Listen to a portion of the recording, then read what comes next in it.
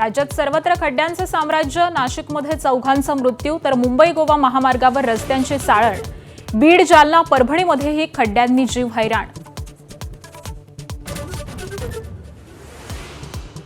सार्वजनिक परीक्षा सुधारणा विधेयकावरती आज लोकसभेत चर्चा, 10 वर्षांचा तुरुंगवास आणि 10 कोटी रुपयांपर्यंतच्या दंडाची तरतूद।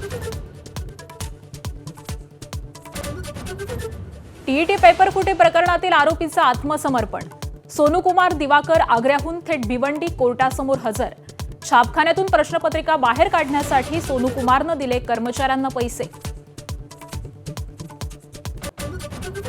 उपमुख्यमंत्री शिंदे घेणार मंत्र्यांच्या 1.5 वर्षातील कामगिरीचा आढावा, मंत्रिमंडळ बैठकीनंतर शिंदेंची शिवसेना नेत्यांसह बैठक।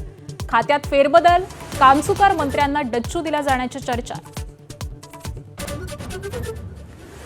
ठाण्यामध्ये पुन्हा भाजप आणि शिवसेनेत वाद पेटण्याची चिन्ह, काल शिंदेंच्या हस्ते ठाण्यात विविध प्रकल्पांचं उद्घाटन, विकास कामांचं पुन्हा उद्घाटन करावं, उपमहापौर कृष्णा पाटील यांची मागणी।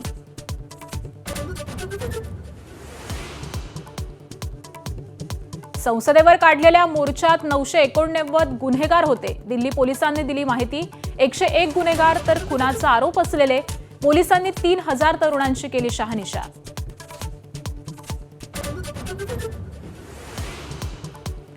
$10 आणि ₹20 प्लास्टिक नोटा येणार, केंद्रीय मंत्र्यांची संसदेत माहिती। 200 कोटी नोटा बाजारात आणणार।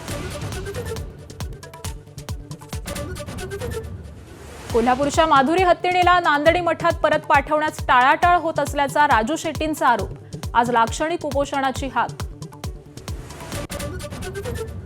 राष्ट्रकुल स्पर्धेत पॅरा ॲथलेटिक्समध्ये भारताच्या शर्मिला धनखडला गोळाफेकीत सुवर्णपदक, वेटलिफ्टिंगमध्ये वल्लुरी अजय बाबूनं रौप्य तर मराठमोळ्या सर्वेश कुशारेला उंच उडीत रौप्य पदक।